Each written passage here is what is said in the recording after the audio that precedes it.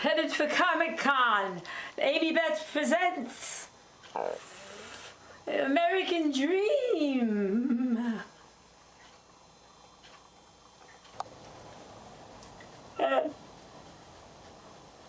Gotta find my parking place. I'm headed out now. Rhode Island Comic-Con. Here I come. Providence. Get ready for Amy Beth Presents.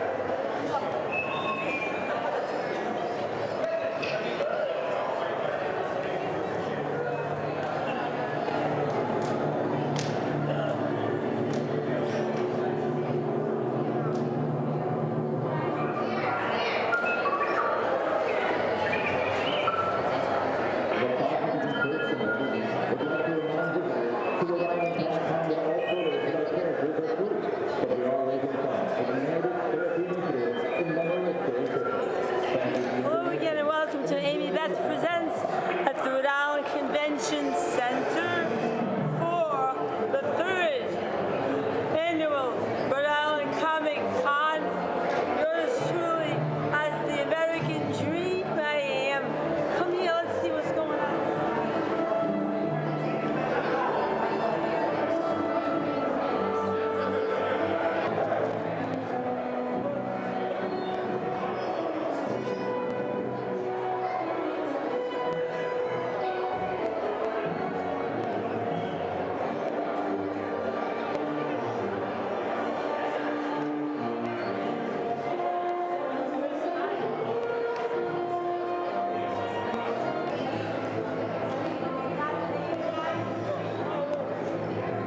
He's one of Darth Vader, the Darth Vader guy.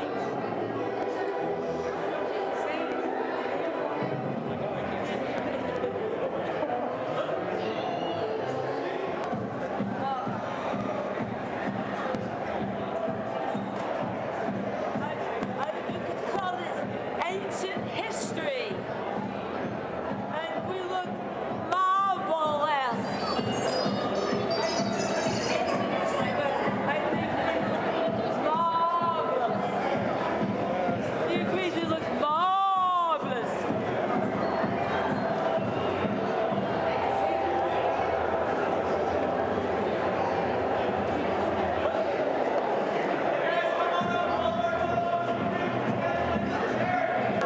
Yeah. Yeah. All right.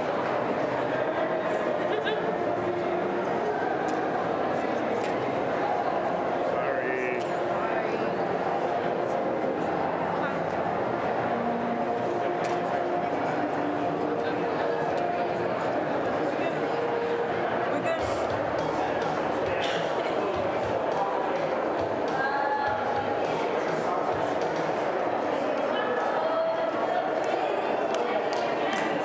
So as you see, the Rhode Island Comic Con has the Kids Con too, and we have a scientist. We have a mad scientist to tell us all about his interesting experiments. Hi, how are you? I'm Jolting Jonathan with Mad Science.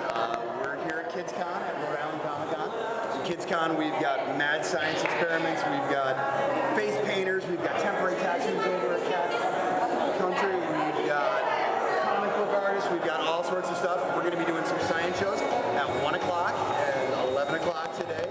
We need a lot of volunteers to come in and help us out. We do our setting up for our 11 o'clock show right now. I can't tell you what we're doing because I don't like spoilers, so we're not going to say it. We're going to do some experiments with gravity, we're going to do experiments with balance, we're going to do experiments with physics, then we're going to do some experiments with dry ice later on. We've got slime making inside, we've got all sorts of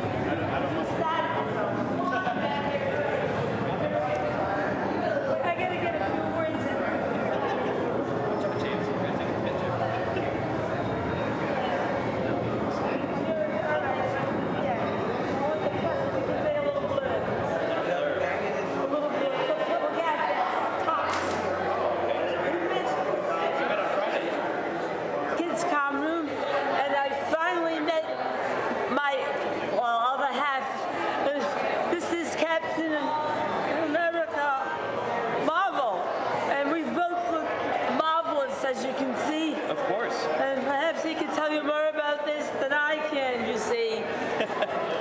About the convention? Or about us? Well, the convention, we're here in the kids' room having a lot of fun with all the little superheroes that are getting their either face painted or getting some other fun science activities. Then we get to go out there and meet and greet the crowd and have a lot of fun. Get a lot of boys and girls happy. Amazing. This is just simply amazing. And good luck with everything today. Good luck with you too. Thank you.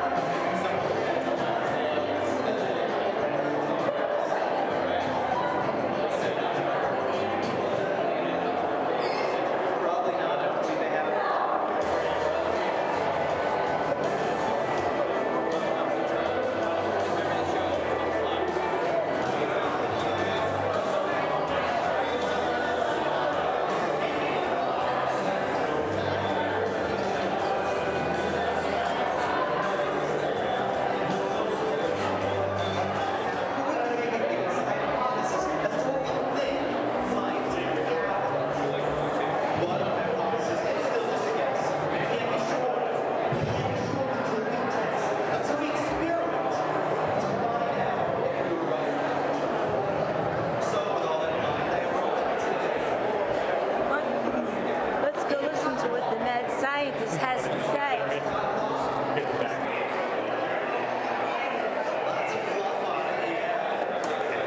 It's white, yeah, that is excellent observation. Everybody say it's white as well? All right. It's made out of cotton, yeah. It's squished because I'm holding on to at least. Yeah, good. Excellent observations. Now, I would like to try an experiment with my cotton. I want to add energy to it. And I'm going to add energy to it with this. You can tell me what I have here. A fire stick, yes. Also known as a lighter. All right, now, what do you do with a lighter? The light is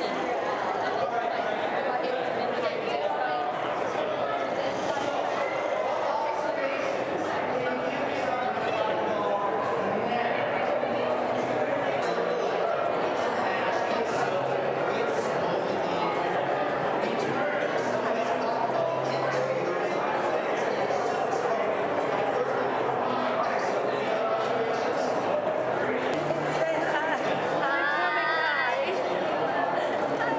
Where are you from? Oh my goodness. This is actually Japanese student. Is this the first time in India? First time for us too. May the force be with you. We look marvelous.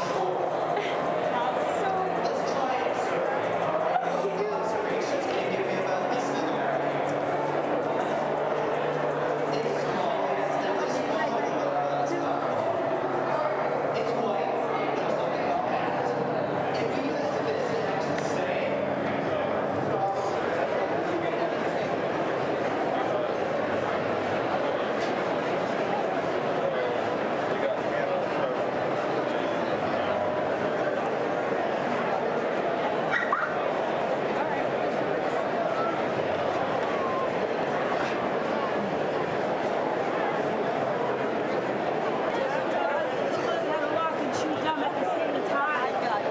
So that's a challenge.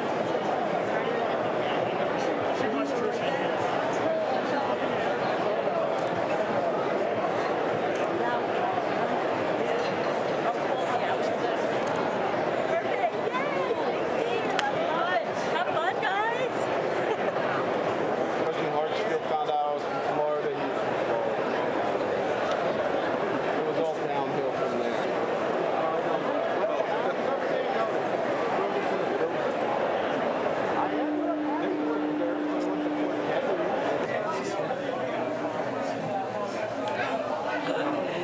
Amy Beth again at Rhode Comic Con. So you know it's me because I just peeked through the mask. But I love love being the gal behind the mask. This is so exciting, and it's so fantastic that people come from all over the world, all ages, families, singles, everybody, all coming here for the same common thread, Comic Con. But what it represents is even more than that. The art, the music, the theatrics, the costumes. There's just so much to offer. It's overwhelming, and it's entertaining and informative and educational too. Stay tuned for more Amy Beth Presents.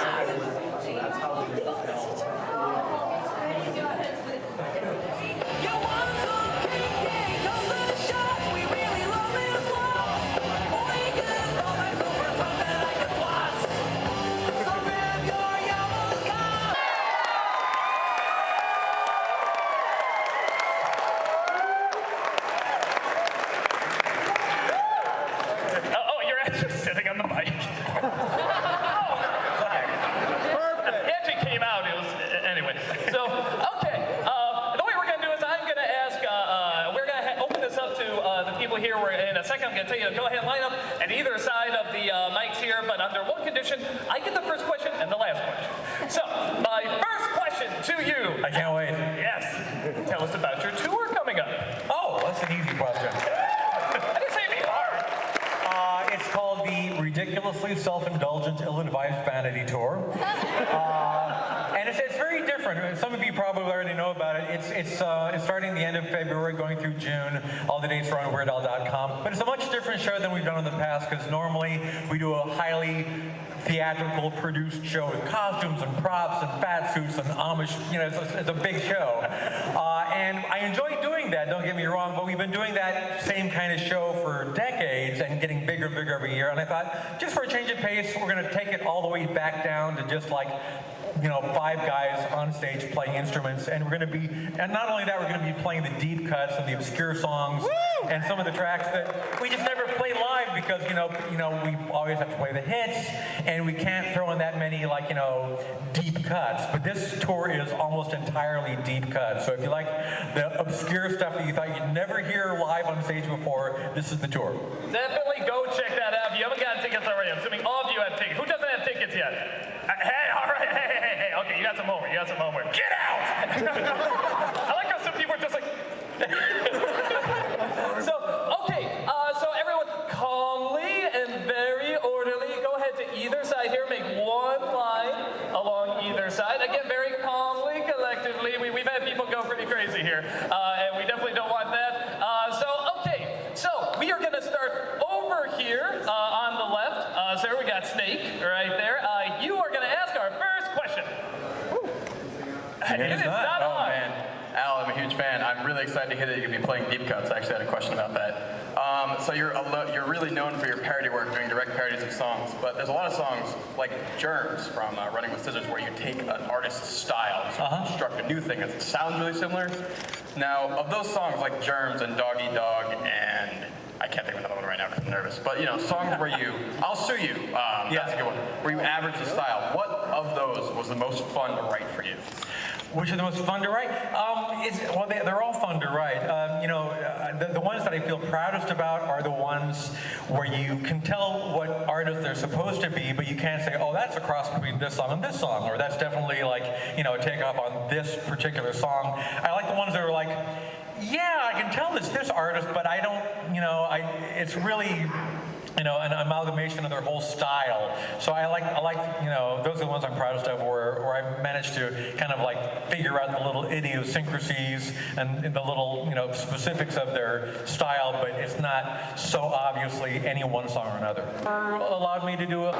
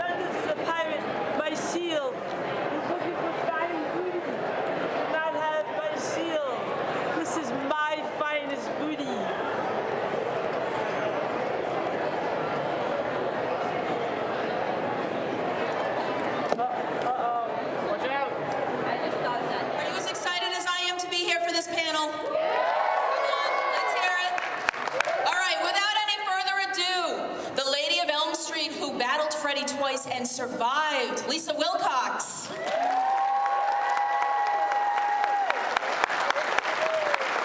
And of course, the man of our dreams, Mr. Robert Englund.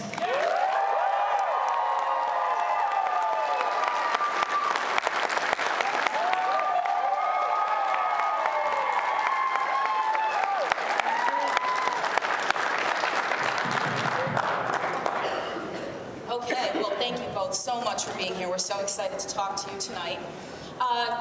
You know, Robert, let's start with you. This hugely, hugely iconic character, Freddy Krueger, who obviously has just blown the walls off horror, as it is. How do you take a character like that from the page and just bring him to life in such an incredible, memorable way? I didn't have him in my mind's eye. A lot of times we get jobs. Lisa and I, they'll call us up and tell us we're on a part. Or we go in for an audition and you see it in your mind's eye. You see yourself in that role. Obviously with Freddy, it's kind of hard to imagine yourself in that role. So it was with the magic of David Miller and countless afternoons deep in the San Fernando Valley, in his garage, in a barber's chair, experimenting with the makeup, looking at photos of burn victims, going through the long, long process with the colostomy bag glue, the medical adhesive, and the different modifications and the different thicknesses and the different textures. All that time, all those hours, all that heavy metal music in the background playing on David's boombox. Remember, it was the 80s. And looking in the mirror and being itchy and being irritated, I began to move my face underneath the latex to animate it. And I began to get a little grumpy because of the process and because of the constant poking with brushes and chopsticks and anything else David could think of to modify the makeup or to accent it or to mold it. And I found the voice. I found the voice swearing once. And I saw it in the mirror. And I think I just had enough, and I said something like, "God damn it!" And I caught myself in the mirror, swearing and in a guttural voice. And I knew that I could play with that. I knew I had something there. And I had moved my face enough that the face of Freddy was really moved. And then I realized that there were some old acting tricks from the theater. And Lisa's had a lot of training as well. And she knows you do a lot of classes about the face as a mask. Passive mask and an active mask. And I began to use some of those tricks that I kind of put in a drawer, because film acting is different than stage acting. And I kind of put some of those tricks in a drawer, and I kind of opened that drawer and mentally began to use some of those old tricks. So that's sort of how I found him. The other kind of psychological component to this answer is that I was, in the first week of shooting the original film, very, very hot, summer of 1984, at the old Desi Lou Studios in Hollywood, where they shoot I Love Lucy. They also shot The Partridge Family there, and The Dick Van Dyke Show, and here we are in our dirty little nasty horror movie. And I've been there since 4 in the morning. It's like, All right, so this is how this next game is going to work. Basically, I'm going to come up to you and I'm going to say a character from a horror movie, basically a zombie horror film, and you're going to have to say, ah, if they're alive. Like, they'll be like, ah, I'm still running away from the zombies because I'm alive. Or if they died in the movie, you're going to say, because they're a zombie now, okay? Carl in the Walking Dead TV show. You gave me a 4 on your I need a 6 on the next one. Or your okay. Bill Murray in Zombieland. Good, okay. No one got mad about spoilers. I like that. We've all seen Zombieland. Good, we're all adults. Clap for yourselves, everybody. All right, I'm gonna come back to you, but this kid seems like he wants to win something. So all you gotta do is give me a high five. That was a pretty sweet high five. There you go, buddy. Round of applause for him, everybody. All right, let's get serious here. Let's get intense. Michelle Rodriguez's character in the Resident Evil movie. No. Very wrong. The most wrong. And because you got that one wrong, I'm not giving you anything. Just kidding. Here you go. You get something. Round of applause for him, everybody. All right, you seem like you really want to play. Like you want to... Oh, you knew who the character was? All right, well, you look classy. You have the Harry Potter outfit on here. You guys like Harry Potter? Pretty cool. Pretty cool. All right, so what I'm going to do is... I'm gonna ask you a question here, and it's basically gonna be either, you're gonna have to tell me if it's Shakespeare or if it's Thor.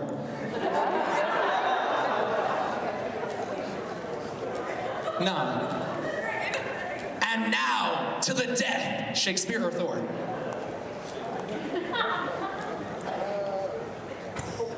Thor?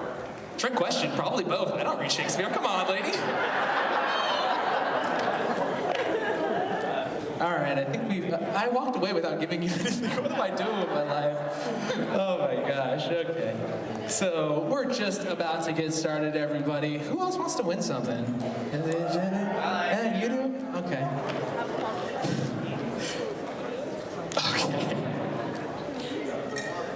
Excuse me. All right, I'll just go this way. I'll go this way. It's okay. All right, I need you to name 5 of Batman's villains. You are wearing a Batman shirt. That's your fault. Joker, Riddler, Yep. Penguin,